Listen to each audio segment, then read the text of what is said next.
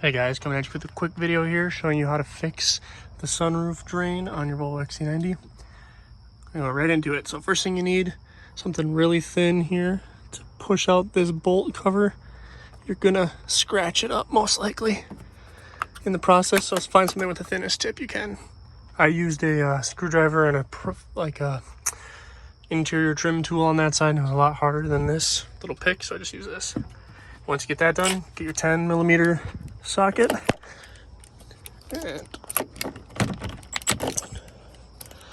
try to do this with one hand here, sorry. Get it up there, take that out. Same thing on the other side. Bear with me, clumsy video. Get that out, and then once you have both those out, you can just pull the handle off. Like so. And then you just pull this out. It's a little finicky, but it should come. You get that out. And now once you're in here, come down here, and you can see that this is probably not connected. And this little black piece is all busted up and crunchy and old. If you look, I can just go like that and it breaks. So you can toss that in the garbage.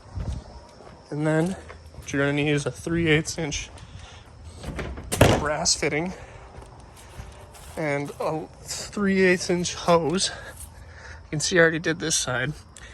I used some Oetiker clamps because I couldn't find the correct 3/8 inch fitting in the store, but if you find the push ones, those will work fine and you won't need these clamps.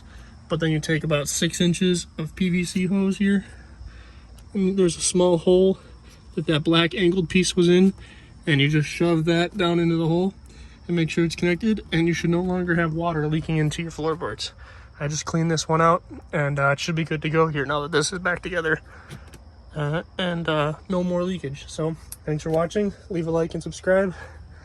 Oh, and last thing, you may have to clip off about an inch of the bottom because it's super hard and crusty, and you're not going to be able to put your fitting in there. So I did that on this side so that the fitting fit. So yeah, thanks. See you guys later.